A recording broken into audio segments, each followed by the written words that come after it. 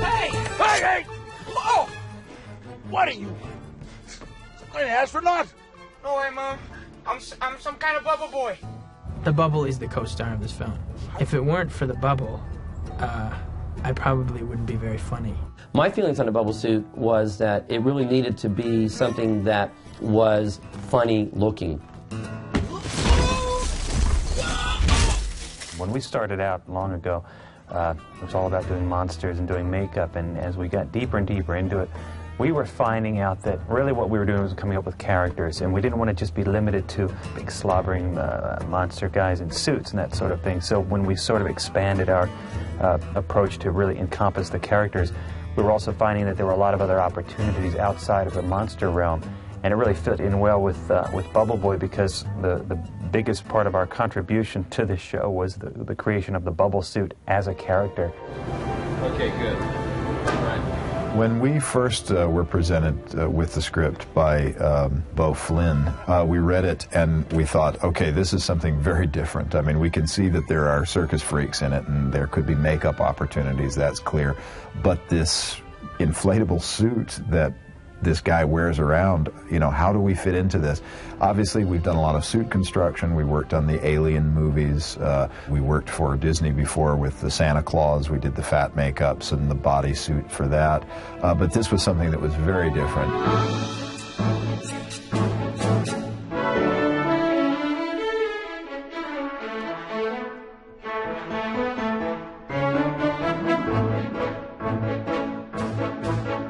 So what we started to do was to produce sketches and designs based on a kind of an idea that he was taking pieces of inflatable furniture and shower curtains, anything plastic, and building his own homemade bubble suit out of it.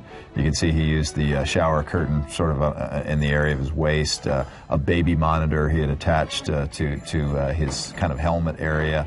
And the waders and boots and gloves and so on are things that survived in this version.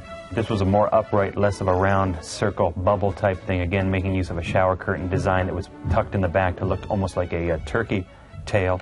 It also made use of a vinyl bopping clown, sort of punching clown as a sleeve. We were into a big way in finding things that might be in Jimmy's room that we've incorporated into suits at this time.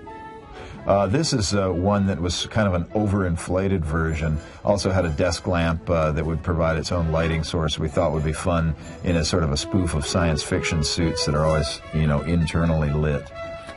When Blair Hayes came on to direct, he had a different approach, and he said to us, he said, you know, these are all great, the artwork looks nice, fellas, but here's what I was thinking. And he drew a little oval with 2 feet sticking out of it.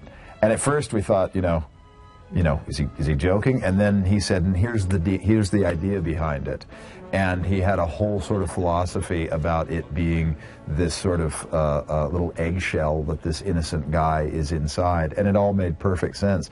And we changed our direction. I think one of the reasons that I even got this movie is because I came into the folks at Touchstone and the producers, and with this a little wind-up toy that was a soccer ball with 2 little feet, and I just wound it up and I put it down on the table, and I said, that's what Bubble Boy should look like.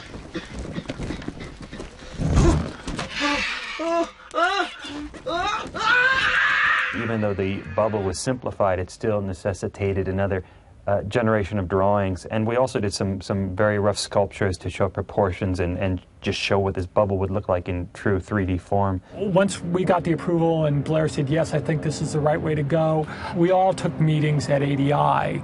The guys at ADI were fantastic, very, very collaborative. We got it down, we did a number of prototypes. Barry Robeson had wonderful ideas in terms of the art direction and the color and so on, color scheme inside, and his input was very valuable. We spent some long hours with him with boxes and boxes of bits and pieces that he had collected, that we had collected, and dressing them on a mannequin and going through and hot gluing this piece there and sticking a fan over here and so on. The first bubble they had designed and that I had gone in to was very constrictive. It was very funny the way I walked in it and the way it forced me to walk, but I wanted to be able to walk that way and have the control over the bubble rather than the bubble having control over me. Jimmy! Come to mommy! It's basically a large off-center egg shape, and then to that, all the attachments which hold it to the body, including a backpack, which we've completely fabricated from a lot of existing parts, as well as some custom parts that we've made. We also have tethers, cables that run from the backpack rig down to the inside of the bubble that are hidden within different sorts of connectors. One of them looks like an electrical cord. Others just look like sort of nondescript hoses, and all of the sort of the color and bits of technology that were added to make it more interesting to look at. Yeah, that's good. No one's putting you there. We haven't lost any humor. The hands were custom-built gloves, where we took the idea of regular rubber gloves, but we did our own sculptures because we even wanted to make the fingers and hands a little more cartoony, so we customized those and cast up dozens of pairs of gloves that were also added to the suit. It's also puffy here. Yeah, I like as well. The surface of the bubble is a vinyl material, and we knew from the very start that it had to be some type of vinyl because it had to be see-through, it had to be strong and durable, because even though we created probably 15 or 20 different bubble suit skins, it still had to withstand a certain amount of distress during shooting. There were a lot of concerns about the reflection of lights, reflections of the entire camera crew basically shooting on the outside of a huge bubble. And there were a lot of tests that we went through in terms of dulling down the surface to knock down the reflectivity. When I first read the script, it was the very first thing I said. I'm like, okay, here's a big plastic 360-degree reflective surface, and you know, my biggest fear was we were going to see everything. We were going to see the camera people and the crew and the trucks and the lights, and in the end we kind of dealt with some things with the plastic, and it wasn't as big a problem, luckily, that I originally thought it would be. Like a lizard on a rock. There were concerns about the temperature difference inside the bubble. If it's too cool inside the bubble to keep the actor comfortable and it's hot outside, is there going to be condensation on the inside of the bubble? And there were a lot of little elements to it that we sort of arrived at solutions in a trial by error sort of way. Yeah, originally we had a backpack-mounted fan unit with an intake, an air intake that Jake would wear on the inside that would keep the bubble inflated, which was fine, but it presented a sound problem when he was mic'd and you could hear the fan running. It also added weight on him, and our objective with each version of the bubble suit was to decrease the weight. The first bubble that I tried on was 65 pounds, filled with toothpaste and a brush and a comb, like everything all over. And it was basically kind of like the Cadillac of bubbles when it first started out.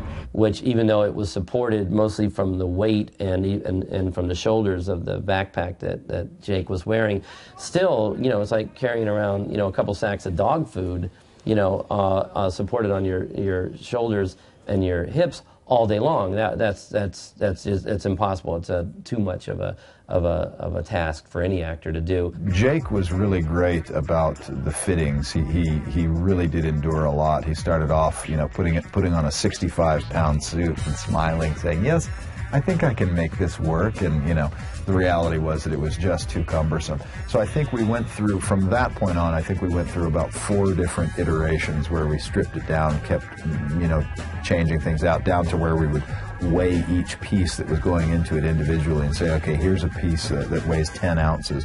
Can we gut it and drill holes in it to make it weigh 6 ounces? Because every little bit helped. And I think we ended up probably cutting the weight in half for him. But our goal was that he wasn't weightlifting during his performance, that he was actually acting. I never stolen anything before, and I just fell out of a dead man's car, and my parents are about to come pick me up, and this is the girl I love staying with here, and I was just wondering, okay, can I borrow it? Yeah, sure. I do have to say I have so much sympathy for Jake, because you can't hear anything when you're inside the bubble, and you know the fundamental of acting is listening. So it's just really challenging. It's like living in a fishbowl or trying to act when you're underwater. Not to mention you can't breathe, you know, they have to constantly fill it with hairdryer air, and it's just, it's crazy. It's an interesting environment to be in, but it has its ups and its downs. You know, when it's really, really hot, it sort of works as a magnifying glass. And like, do you know those, like, if you take a magnifying glass and like shine it up to like a bug, and you can burn the bug? I mean, I never did that, but I'm sort of like the burning little bug. I don't know how anybody could have, anybody other than somebody like Jake, you know, a young, you know, 20-year-old actor would have ever put up with this nonsense.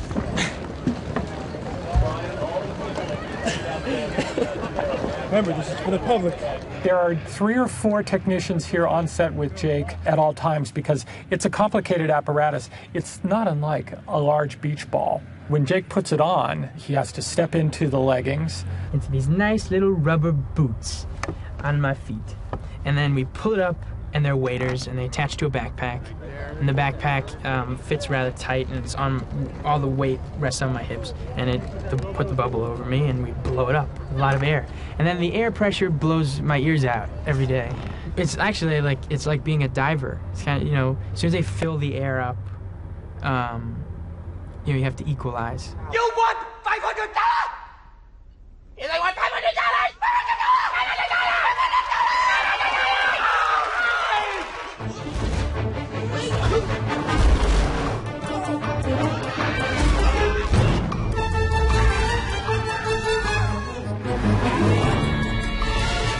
Comedy is more difficult because it acts on a different part of the brain, I think.